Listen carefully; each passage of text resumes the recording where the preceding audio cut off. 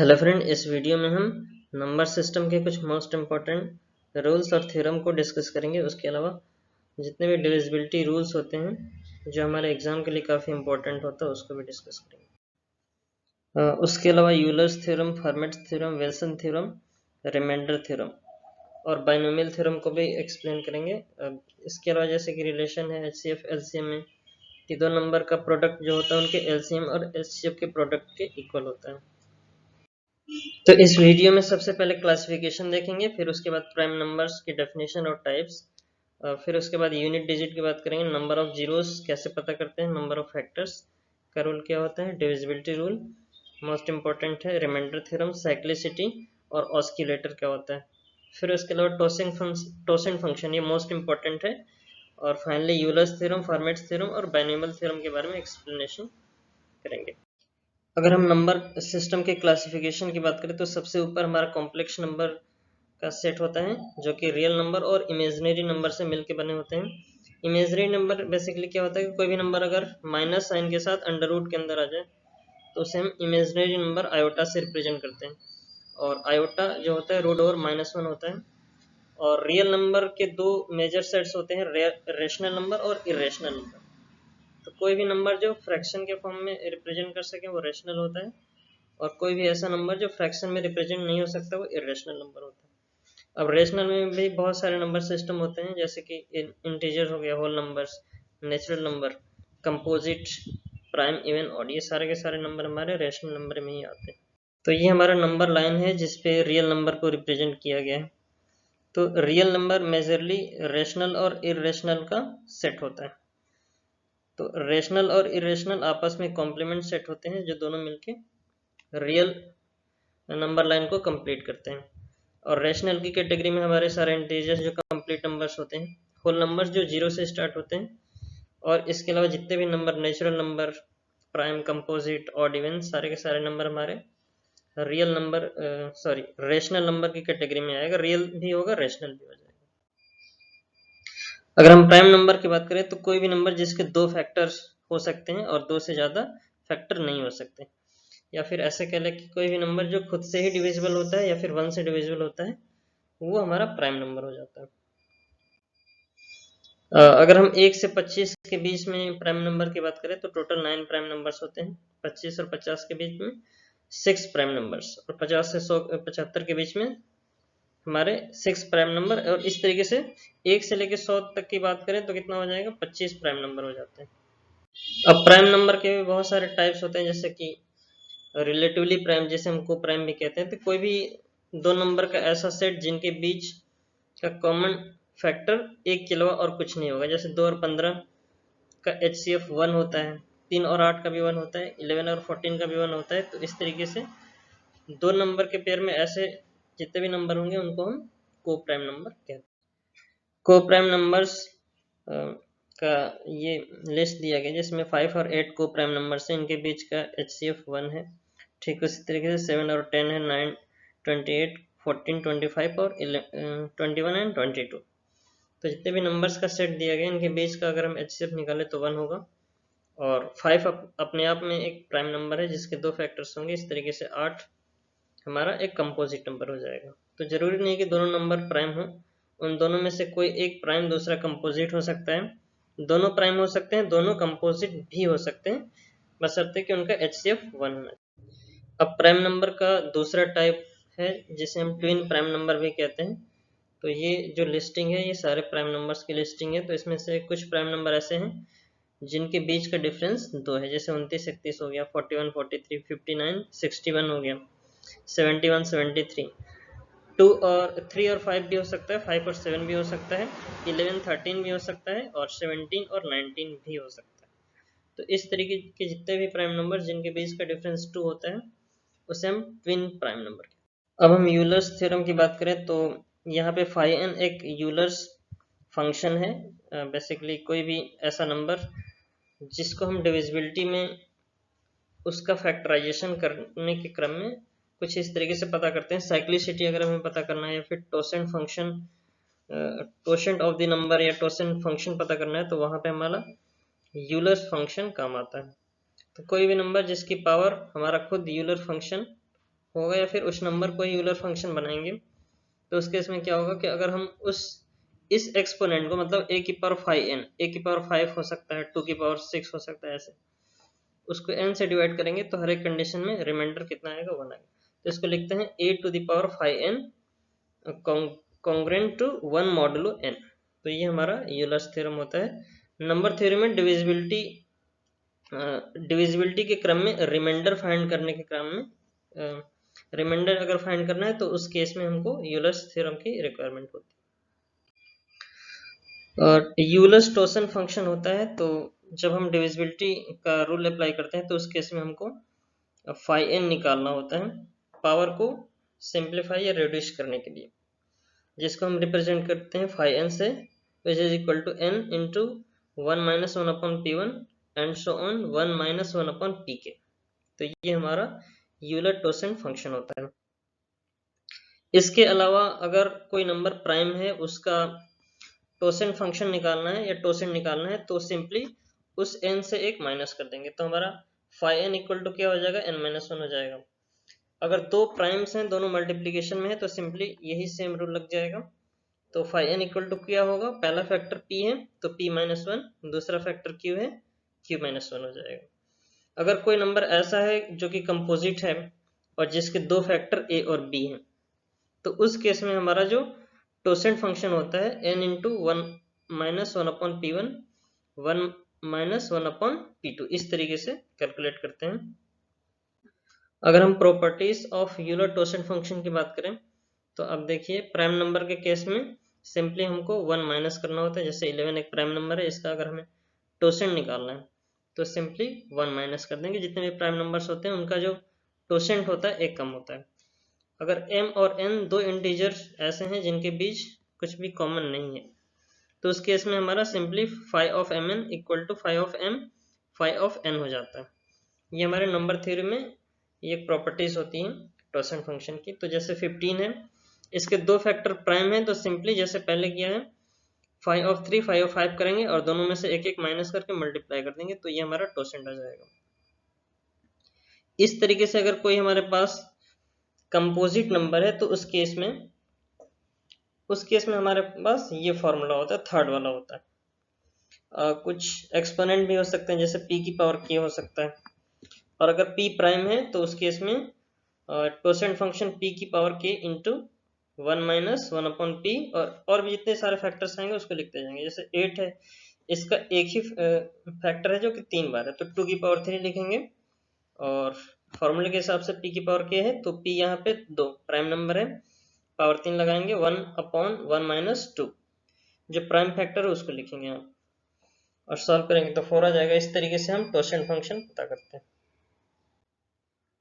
Formats theorem है, अगर हमारे पास कोई एक्सपोनेंट a की पावर p माइनस 1 के टाइप का है, तो अगर p को हम if p is prime and a is an integer, p और a, p अगर प्राइम नंबर है और a कोई इंटीजर है, तो उस केस में अगर हम a की पावर p माइनस 1 को p से डिवाइड करते हैं तो उस केस में रिमाइंडर हमारा 1 आता है। इसी का दूसरा फॉर्म क्या है, a की पावर p, अगर एक्सपोनेंट इस तरीके से है कि a की पावर p है, तो उसको अगर p से डिवाइड करेंगे तो रिमाइंडर हमारा क्या आ जाएगा, a आ जाएगा। तो इसी को हम फॉर्मेट्स लिटिल थ्योरम भी कहते हैं, और ये हमारा डिविजिबिलिटी में रिमाइंडर फाइंड करने के यूज में आता है। बाइनोमियल एक्सपेंशन, अगर कोई पावर है 1 plus x to the power n का, तो इसका एक्सपेंशन क्या हो जाएगा, 1 plus n x plus n minus 1 upon factorial two x square plus n minus 1 n minus 2 upon factorial 3 x cube. तो इस केस में भी हमारा रिमाइंडर काफी इजीली फाइंड कर सकते हैं। तो रिमाइंडर निकालने का सबसे जो मोस्ट पॉपुलर थ्योरम है उसे हम रिमाइंडर थ्योरम कहते हैं। ये पॉलिनोमियल के लिए लिखा गया। अगर कोई फंक्शन एफ एक्स है, क्यू एक्स से डिवाइड कर रहे हैं, तो एक्स माइनस उसका क्वोशिएंट है, तो उस केस में उसका रिमाइंडर एफ ए होता है। तो इसको नंबर के लिए भी हम समझ सकते हैं। तो p a equal to b q plus r इस फॉर्म में होता है रिमाइंडर थ्योरम, जहाँ पे आर उसका रिमाइंडर होता है और की क्वोशिएंट होता है, और बी क्या हो जाएगा, हमारा डिवाइजर हो जाएगा। ये एलसीएम और एचसीएफ से रिलेटेड मोस्ट इंपॉर्टेंट फॉर्मूला है। मतलब दो नंबर का प्रोडक्ट उन्हीं दो नंबर के एलसीएम और एचसीएफ के प्रोडक्ट के इक्वल। अब हम नंबर सिस्टम का एक मोस्ट इम्पोर्टेंट टॉपिक को डिस्कस कर रहे हैं जिसको हम साइक्लिसिटी के नाम से जानते हैं। तो साइक्लिसिटी क्या होता है? ये किसी भी एक लार्ज एक्सपोनेंट, यहाँ पे तो छोटे एक्सपोनेंट्स हैं जैसे 5 की पावर 3 है, 1 का पावर 7, 0 की पावर 6 और 6 की पावर 4, ये छोटे एक्सपोनेंट हैं। तो इससे भी बहुत सारे लार्ज, जैसे एग्जाम्पल के तौर पे मैंने 2 की पावर 112/7 लिखा है। तो ये कुछ नहीं होता है, यूनिट डिजिट का रिपीटेशन होता है। कोई भी नंबर है जिसकी पावर जैसे 112 है, तो अगर 112 बार इसका पावर को ओपन करेंगे तो इसका यूनिट डिजिट क्या आ सकता है, तो उसी को हम साइक्लिसिटी से पता करते हैं। जैसे कि तो साइक्लिसिटी का मतलब क्या है कि यूनिट डिजिट पता करना, या फिर किसी भी नंबर को अगर किसी डिवाइजर से डिवाइड करें तो रिमाइंडर पता करना, और बड़े पावर को रिड्यूस करके छोटा करना, ये हमारा साइक्लिसिटी का काम होता है। तो साइक्लिसिटी कुछ नहीं, यूनिट डिजिट का रिपीटेशन होता है। और इस तरीके से रिपीटेशन है कि अगर हम किसी पावर जैसे a की पावर p है, उसको अगर हम d से डिवाइड कर रहे हैं, तो उस केस में अगर रिमाइंडर 1 आ जाता है तो जो पावर होती है उसी को हम साइक्लिसिटी कहते हैं। अब जैसे 5 की पावर 3 है, तो इसको जब एक्सपेंड करेंगे तो 125 आएगा, तो यूनिट डिजिट क्या है? 5 है। तो मतलब 5 की कोई भी पावर हो, 1 से लेकर 9 तक कुछ भी, या उसके अलावा जितनी भी बड़ी पावर हो सकती है, अगर कोई भी पावर होगा तो हर केस में उसका यूनिट डिजिट 5 ही आएगा, तो इसकी साइक्लिसिटी 1 हो जाएगी। इस तरीके से 1 की पावर 7 है, इस केस में भी 1 ही आएगा, तो इसकी भी साइक्लिसिटी 1 हो जाएगी।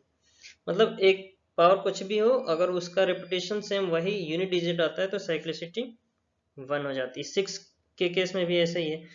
तो 15 60 करके याद कर सकते हैं। ये 4 डिजिट ऐसे होते हैं जिनकी साइक्लिसिटी क्या होती है? 1 होती है।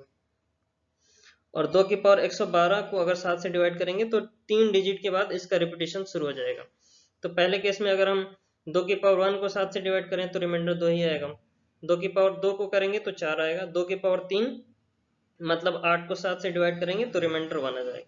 तो 3 डिवीजन के बाद इसका रिपीटेशन शुरू हो गया है, तो इसकी साइक्लिसिटी 3 हो जाएगी। अब इस चार्ट में जितने भी डिजिट्स होते हैं हमारे पास, टोटल 10 डिजिट्स होते हैं डेसिमल नंबर सिस्टम में। तो सबकी साइक्लिसिटी दे रखी है, जैसे 0 और 1 की साइक्लिसिटी 1 होती है, ठीक है, और 2 की साइक्लिसिटी 4 होती है। तो 2 की पावर अगर कोई बड़ा नंबर है तो उसमें यूनिट डिजिट का रिपीटेशन केवल 4 ही बार हो सकता है, या तो 2 हो सकता है, या फिर 4 हो सकता है, 8 हो सकता है, 6 हो सकता है, इसके अलावा और कुछ नहीं हो सकता यूनिट डिजिट, चाहे पावर कुछ भी हो। 3 के केस में भी साइक्लिसिटी 4 होती है, इसकी भी कुछ भी पावर करेंगे तो 3, 9, 7 और 1 के अलावा और कुछ नहीं आ सकता। 4 के केस में साइक्लिसिटी दो ही होती है, केवल 4 और 6 ही आता है। 5, 6 की साइक्लिसिटी 1 होती है, क्योंकि हर एक केस में इसका यूनिट डिजिट 5 और 6 ही आता है। 7 की साइक्लिसिटी, 8 की साइक्लिसिटी 4 होती है, और 9 की साइक्लिसिटी 2 होती है। तो इसमें दो ऐसे डिजिट्स हैं 4 और 9 जिनकी साइक्लिसिटी 2 है। तो ये हमारा सेम वही चीज़ है, इसमें साइक्लिसिटी को हाईलाइट करके लिखा गया है जितने भी डिजिट्स हैं। अब एग्जांपल के लिए हमारे पास एक नंबर है 3957, जिसकी पावर 93 है, जो कि बड़ी ही है। तो इस नंबर का यूनिट डिजिट निकालना है कि भाई इस नंबर को 93 टाइम्स आपस में मल्टीप्लाई करेंगे तो इसका यूनिट डिजिट क्या आएगा। तो इसको अगर हम देखें तो इसका यूनिट डिजिट को कंसिडर करना होता है। 3957 में इसका यूनिट डिजिट 7 है, तो 7 की पावर 93 को हमको केवल देखना है, लेकिन 93 भी अभी बहुत बड़ा है, तो इसको छोटा करने के लिए क्या करेंगे? 7 की साइक्लिसिटी देखेंगे।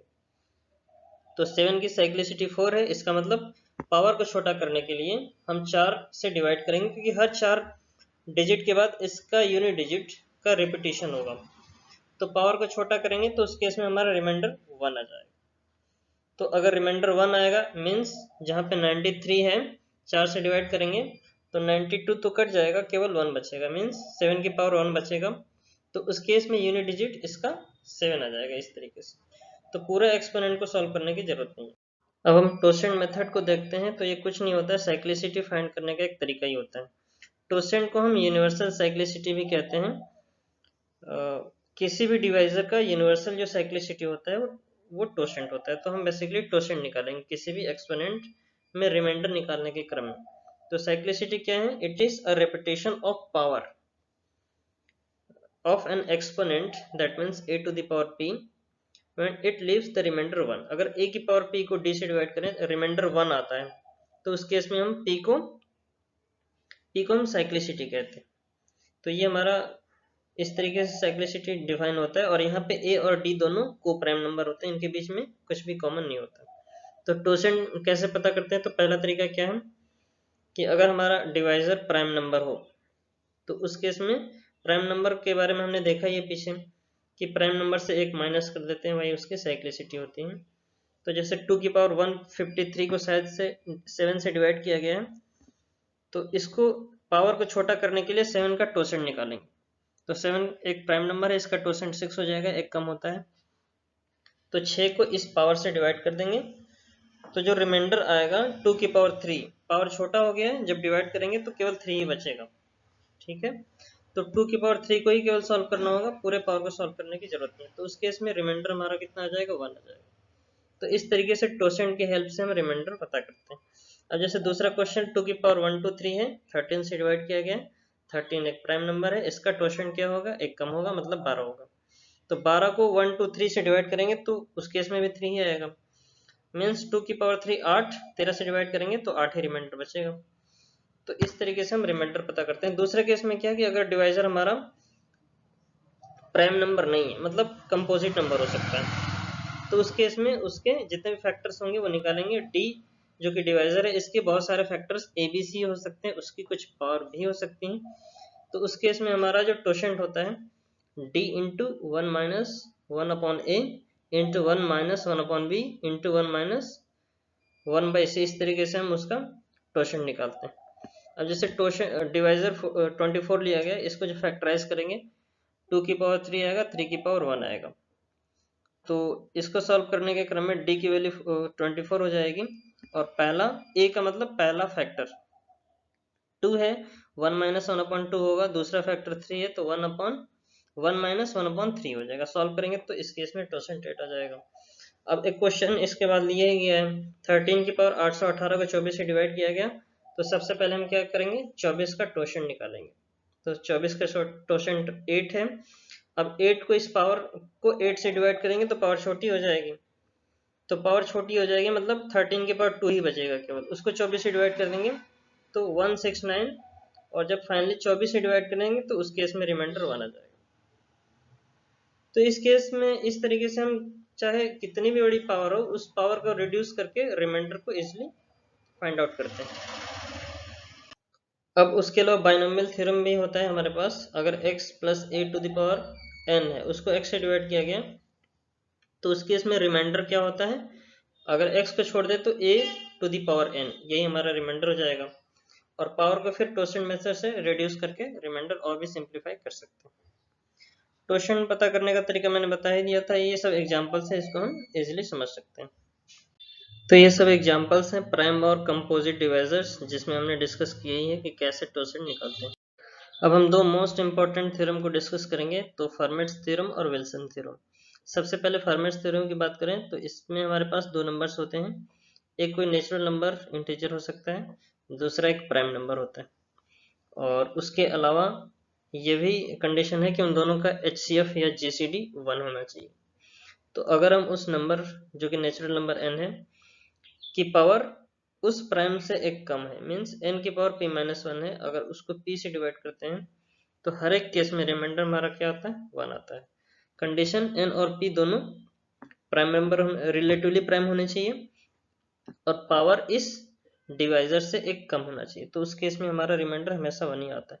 अब जैसे 6 की पावर 6 को हम 7 से डिवाइड कर रहे हैं, तो 6 की पावर 6 क्या है? पावर 6 है, जो कि 7 से एक कम है।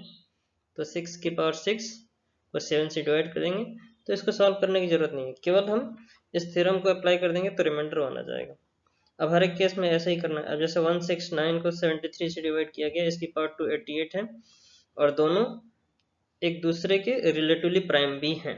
तो उस केस में क्या करना होगा? पावर को थोड़ा और छोटा करेंगे और इस तरीके से अरेंज कर देंगे कि जो पावर है वो इस डिवाइजर से एक कम हो जाए, मीन्स 72। जब इसको सिंप्लीफाई कर देंगे तो पावर 72, मतलब उस तरीके से सॉल्व करना है कि इसकी पावर एक कम हो जाए। तो उस केस में हमारा रिमाइंडर काफी इजीली 1 ही आता है, हर एक केस में 1 ही आता है। फिर उसके अलावा विल्सन थ्योरम है, तो ये फैक्टोरियल से रिलेटेड है। अगर कोई नंबर प्राइम है तो p-1 का फैक्टोरियल p से डिवाइड करते हैं तो उस केस में हमारा रिमाइंडर क्या आता है, -1 आता है। तो हमारे पास एग्जांपल्स हैं, जैसे कि 10 फैक्टोरियल है, इसको सॉल्व करेंगे तो बहुत बड़ा नंबर आएगा, उसको 11 से डिवाइड करने जा रहे हैं, तो 10 क्या है, 11 से एक कम है, तो विल्सन थ्योरम अगर हमें याद है तो उस केस में रिमाइंडर क्या होगा, -1, और -1 का मतलब क्या हुआ कि 11 - 1 मीन्स 10 आ जाएगा, पॉजिटिव में ये 10 आ जाएगा। तो रिमाइंडर माइनस भी हो सकता है, पॉजिटिव भी हो सकता है। अब जैसे फैक्टोरियल 6 को 7 से डिवाइड करना है, तो फैक्टोरियल 6 को सॉल्व करेंगे तो बहुत बड़ा नंबर आएगा। तो विल्सन थ्योरम के हिसाब से 6 7 से कम है, तो उस केस में रिमाइंडर -1 आ जाएगा, या फिर -1 को 7 से ऐड करेंगे तो प्लस का 6 आ जाएगा।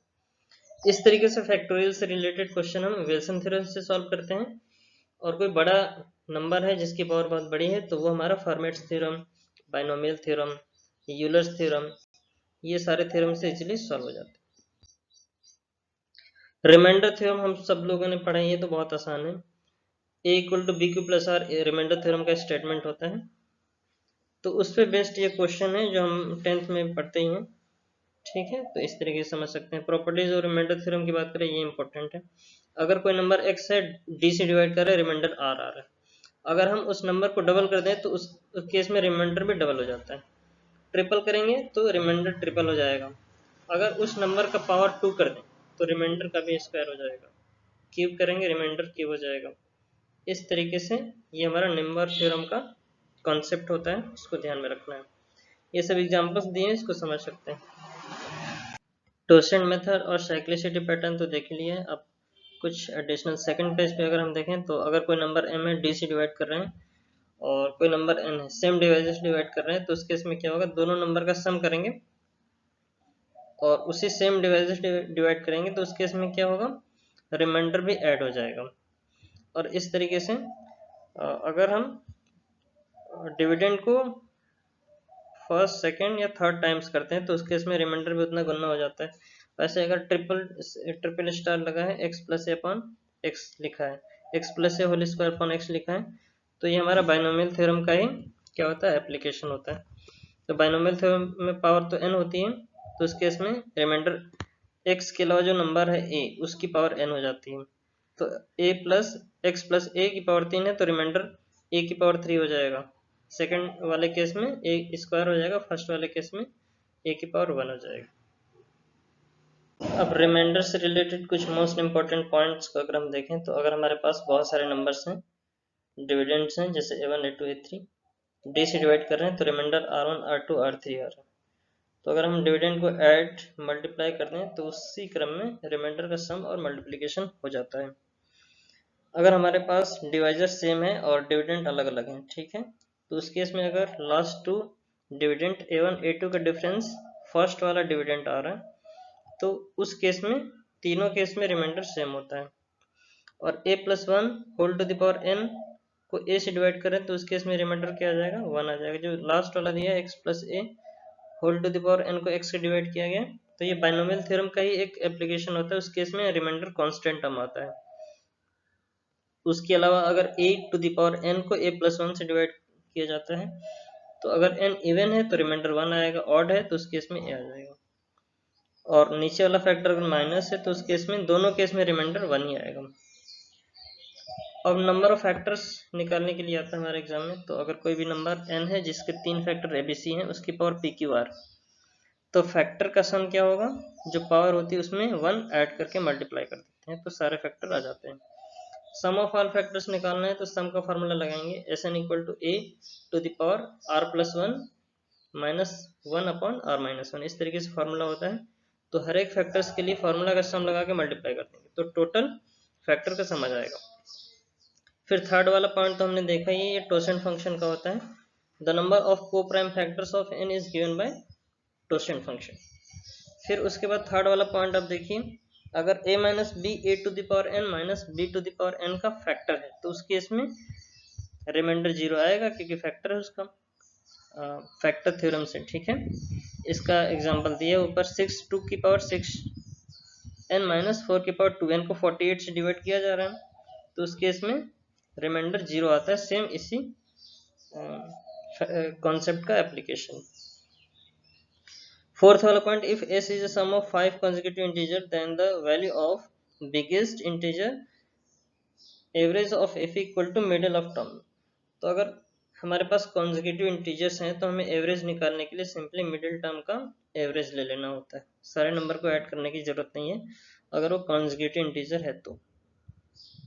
ये इंपॉर्टेंट कॉन्सेप्ट है। 1 से लेकर 100 तक जितने भी स्क्वायर्स परफेक्ट स्क्वायर नंबर होते हैं उसको याद करना होता है, काफी इंपॉर्टेंट होता है। अगर हम क्यूब ऑफ 50 नंबर्स की बात करें तो इस तरीके से हमारे पास मोस्ट इंपॉर्टेंट तो 30 तक होता है, लेकिन अगर 50 हो जाए तो ज़्यादा बेटर रहेगा। तो ये हमारे सारे परफेक्ट क्यूब नंबर्स हैं, जैसे 1, 8, 27, 64, 125। तो 1 to 3 कॉन्जिक्यूटिव इंटीजर्स की पावर 3 करेंगे तो ये सारे नंबर्स मिलते जाएंगे। अब हम कुछ मोस्ट इंपॉर्टेंट नंबर की डिविजिबिलिटी रूल की बात करें तो अगर हम 2 का रूल का बात करें तो इस केस में क्या होता है कि अगर हमारा कोई नंबर गिवन है, बड़ा नंबर हो सकता है, उसका यूनिट डिजिट 0 और इवन है, तो 0 इवन हमेशा 2 से डिविजिबल होता है। ये यूनिट डिजिट की बात कर रहे हैं तो सिंपली हमें केवल यूनिट डिजिट मतलब 246 है, 2 से डिविजिबल है कि नहीं, इस केस में हमको केवल 6 को देखना होगा। तो अगर ये इवन है तो डिविजिबल होगा। दूसरा नंबर 2, 3, 4, 5 है, यूनिट डिजिट 5 है, 2 से डिविजिबल नहीं होता है। तो इस तरीके से यूनिट डिजिट के बेसिस पे हम पता कर सकते हैं कि कौन सा नंबर 2 से डिविजिबल है। अगर वो 0 इवन होगा तो होगा, अदरवाइज वो 2 से डिविजिबल नहीं होता है। 4 से डिविजिबिलिटी का रूल सिंपल है, लास्ट का 2 डिजिट लेना है, जैसे 672 में 72 लेना है और 72418 में इसमें भी लास्ट के 2 डिजिट। तो लास्ट के 2 डिजिट अगर 4 से डिविजिबल है तो पूरा का पूरा नंबर 4 से डिविजिबल होता है। 8 की डिविजिबिलिटी सेम ही है, हमें लास्ट का 3 डिजिट को 8 से डिवाइड करके देखना होता है। अगर डिविजिबल होगा तो पूरा का पूरा नंबर 8 से डिविजिबल हो जाता है। 3 से डिविजिबल के रूल में हम क्या करते हैं, जैसे 8, 1, 3 एक नंबर है, 3 से डिविजिबल है कि नहीं, तो सिंपली हमें क्या करना है, डिजिट सम कर लेना है। 8 + 1 + 3 12 आता है, 12 3 से डिविजिबल होगा तो 813 भी 3 से डिविजिबल हो जाएगा। 9 का रूल भी बिल्कुल सेम ही होता है, इसमें हम डिजिट सम करते हैं। जैसे 567 है तो अगर डिजिट सम 9 या उससे बड़ा होगा तो उस केस में ये नंबर हमारा 9 से डिविजिबल होता है। 5 से डिविजिबल तो सबसे आसान होता है, हमें यूनिट डिजिट में 0 और 5 केवल देखना होता है। कोई भी नंबर जिसका लास्ट या यूनिट डिजिट 0 और 5 होगा तो डेफिनेटली वो नंबर 5 से डिविजिबल होगा। 7 एक प्राइम नंबर है, इसका डिविजिबिलिटी रूल थोड़ा अलग होता है, इसमें हम ऑस्किलेटर निकालते हैं। तो 7 का ऑस्किलेटर -2 होता है। तो अगर कोई नंबर हमारे पास 686 है तो इसमें यूनिट डिजिट को पहले लेंगे जो कि 6 है, इसको डबल करके रिमेनिंग डिजिट जो कि 68 है उससे माइनस कर देंगे। तो आप देखिए सेकंड स्टेप में यूनिट डिजिट 6 लिया गया, उसका डबल किया गया, 12 आया, और 12 को रिमेनिंग जो डिजिट बच रहे हैं 68 उससे माइनस कर देंगे तो 56 आ जाएगा। अब इस नंबर को 7 से डिवाइड करेंगे तो अगर ये डिविजिबल होगा तो पूरा का पूरा नंबर भी 7 से डिविजिबल होता है। अब हम 11 के डिविजिबिलिटी रूल की बात करें तो इसमें 2 रूल चलते हैं, एक ऑस्किलेटर वाला होता है और एक ऑड और इवन डिजिट का सम करके डिफरेंस लेते हैं। अगर वो 11 से डिविजिबल होता है तो गिवन नंबर भी 11 से डिविजिबल होगा। या फिर हम ऑस्किलेटर की बात करें, 11 का ऑस्किलेटर -1 होता है। तो इस कोई भी नंबर जैसे 2728 है तो उस केस में क्या करेंगे, यूनिट डिजिट को डबल करेंगे और माइनस कर देंगे रिमेनिंग डिजिट से 272 से। इस तरीके से माइनस करते करते जब लास्ट में जो नंबर छोटा होगा अगर वो 11 से डिविजिबल होगा तो सारा का सारा नंबर गिवन नंबर वो भी 11 से डिविजिबल हो जाएगा। अब 13 का ऑस्किलेटर +4 होता है तो उस केस में क्या होगा, जो भी हमारे पास गिवन नंबर होगा जैसे 962 है तो इसका यूनिट डिजिट 2 दिया है तो इसको ऑस्किलेटर 4 है यहाँ पे तो 4 से मल्टीप्लाई करके ऐड करेंगे। ठीक है, यहाँ पे ट्वाइस लिखा है तो आप इसको 4 समझेंगे। तो 4 से मल्टीप्लाई, जैसे 962 है, यूनिट डिजिट 2 है, 4 से मल्टीप्लाई किया और जो रिमेनिंग डिजिट है उसमें जोड़ना होता है। 104 आया, फिर 104 में यूनिट डिजिट 4 है तो इसको भी 4 से मल्टीप्लाई करेंगे, जोड़ देंगे तो 10 + 16 हो जाएगा 26। तो ये 13 से डिविजिबल होता है। तो इस तरीके से कोई भी गिवन नंबर इस रूल के हिसाब से हम डिविजिबिलिटी पता कर सकते हैं कि वो 13 से डिविजिबल है कि नहीं है। 17 का ऑस्किलेटर -5 होता है तो जैसे अगर हमारे पास नंबर है 1255, तो इस केस में क्या करेंगे, यूनिट डिजिट 5 है, 5 से मल्टीप्लाई करके रिमेनिंग डिजिट्स 1 to 5 से माइनस कर देंगे। तो अगर ये नंबर 100 आता है जो कि 17 से डिविजिबल नहीं है, तो पूरा का पूरा नंबर भी ये भी 17 से डिविजिबल नहीं होगा। 19 से डिविजिबिलिटी में क्या करना होगा, इसका ऑस्किलेटर प्लस का 2 होता है, यूनिट डिजिट को 2 से मल्टीप्लाई कर देंगे और ऐड करेंगे, 76 आ जाएगा, तो ये 19 से डिविजिबल हो जाएगा। इस तरीके से 23 का ऑस्किलेटर प्लस का 7 होता है, यूनिट डिजिट को 7 से मल्टीप्लाई करना है और रिमेनिंग जो डिजिट्स हैं उसमें सम कर देना है, तो 253 आएगा। अगर ये 23 से डिविजिबल है तो पूरा का पूरा नंबर भी 23 से डिविजिबल होगा। 29 के केस में +3 होता है, तो हमें यूनिट डिजिट को 3 से मल्टीप्लाई करके ऐड करना है। तो इस तरीके से हम डिविजिबिलिटी रूल ऑस्किलेटर की हेल्प से पता कर सकते हैं। डिविजिबिलिटी रूल में बहुत सारी चीज़ें हैं जो कॉमन है, जैसे 2 और 5 का डिविजिबिलिटी रूल काफ़ी आसान होता है। कोई भी नंबर अगर 2 के मल्टीपल 2, 4, 8 से डिविजिबल है तो हमें देखना पड़ेगा कि लास्ट का फर्स्ट 4 के केस में 2 डिजिट, 8 के केस में 3 डिजिट्स। अगर इस तरीके से 2, 4, 8 से अगर क्रमशः डिविजिबल है तो पूरा का पूरा नंबर इन नंबर से डिविजिबल होता है। ठीक उसी तरीके से 5 के रूल में क्या होता है, 5 यूनिट डिजिट देखते हैं, फिर 2 डिजिट, फिर 3 डिजिट। इस तरीके से अगर वो नंबर क्रमशः 525 125 से डिविजिबल है तो उस केस में फर्स्ट, सेकंड और थर्ड डिजिट्स को देखना होता है कि वो डिविजिबल है कि नहीं है। और 3, 9, 27 का रूल आसान होता है, डिजिट सम करते हैं इसमें। कुछ ऐसे नंबर होते हैं जिसमें सेम पैटर्न चलता है, जैसे कि 10 से एक ज़्यादा एक कम, तो इसका rule 10 to the power n-1 हो जाएगा कम वाले का, और ज़्यादा वाले का क्या हो जाएगा 10 to the power n+1। अब n की वैल्यू 1, 2, 3 पुट करते जाएंगे तो इस तरीके से नंबर आ जाएंगे। तो पहले केस में तो हमें पता है कि डिजिट सम करना होता है, दूसरे केस में हमको ऑड और इवन डिजिट्स का पहले सम करना होगा, फिर डिफरेंस लेना होगा, उसके बाद अगर वो 11 से डिविजिबल है तो फिर वो गिवन नंबर भी 11 से डिविजिबल हो जाएगा। दूसरे वाले केस में दो डिजिट्स का सम और डिफरेंस लेके चेक करना होगा। कुछ नंबर हमें कंपोजिट, हमें ऐसा लगता है कि वो प्राइम है, जैसे 1001 प्राइम जैसा दिखता है, लेकिन ये कंपोजिट नंबर होता है। 3 फैक्टर 7, 11, 13 होता है। 111 एक नंबर है, इसके भी 2 फैक्टर्स होते हैं 37 × 3, ये भी हमारा कंपोजिट नंबर होता है। फिर उसके अलावा प्राइम नंबर 101, 127, 149, ये सारे के सारे प्राइम नंबर्स होते हैं। इसके केवल दो ही फैक्टर होता है, वो नंबर और 1 होता है। ऑस्किलेटर का कॉन्सेप्ट जो हम लोगों ने देखा था उसको हम एकाधिका या सीड नंबर भी कहते हैं। तो अगर कोई नंबर 10, 20, 30, 40, 50, 60, 70 इस तरीके से उसके क्लोज में एक ज़्यादा या एक कम है, तो जैसे 9, 19, 29 ये 10 के मल्टीपल से एक कम है, तो उस केस में उसका जो ऑस्किलेटर होता है प्लस का 1 होता है, क्योंकि प्लस का 1 करेंगे तो 10 होगा, तो 10 का मल्टीपल आ जाए उसमें क्या ऐड करें, तो उसी क्रम में ये ऑस्किलेटर डिफाइन हो जाता है। जैसे 11, 21, 31, 41 है, ये 10 के मल्टीपल से एक ज़्यादा है, तो एक कम करना पड़ेगा मल्टीपल आने के लिए, तो -1 इन सारे नंबर्स का ऑस्किलेटर हो जाता है, जो हमारे डिविजिबिलिटी रूल पता करने में काफ़ी इंपॉर्टेंट होता है। अब कुछ ऐसे नंबर होते हैं जैसे कि 17, 13 जो 10 के मल्टीपल के एग्जैक्टली क्लोज में नहीं होते, तो इसको हम किसी ऐसे नंबर से मल्टीप्लाई कर दें, जैसे 7 को 3 से मल्टीप्लाई कर दें, 21 हो जाएगा। ये 20 से एक ज़्यादा होता है, तो 20 से एक माइनस करेंगे तो 20 आएगा। 20 का 10th डिजिट 2 है तो माइनस किया, इसीलिए -2 7 का ऑस्किलेटर हो जाएगा। इस तरीके से 13 का ऑस्किलेटर निकालने के लिए क्या करेंगे, किसी भी ऐसे नंबर से मल्टीप्लाई करें जो 10 के मल्टीपल, जैसे 10, 20, 30, 40, 60 के एक कम या एक ज़्यादा होना चाहिए। तो अगर 13 को 3 से मल्टीप्लाई करेंगे 39 आएगा। 14 से एक कम होता है, तो इस केस में हमारा क्या हो जाएगा, ये 40 का 10th डिजिट ये 4 है, और 39 में एक करने के बाद 40 आ रहा है, तो प्लस का 4 13 का ऑस्किलेटर हो जाएगा।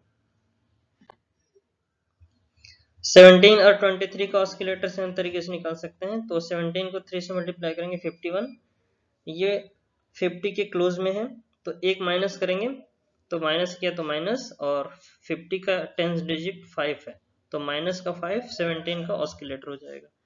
ऐसे ही 23 का ऑस्किलेटर निकालने के लिए 23 को 3 से मल्टीप्लाई कर देंगे, 69 होगा, इसमें एक ऐड कर देंगे 70 हो जाएगा, जो कि 10 का मल्टीपल है। तो प्लस किया तो प्लस और 7, ये 17 का 10th डिजिट लेना होता है, तो प्लस का 7, ये हमारा 23 का ऑस्किलेटर हो जाएगा, जो कि हमारा डिविजिबिलिटी रूल में काफ़ी इम्पोर्टेंट होता है। So this is all about in this video. Thanks for watching. Thank you so much.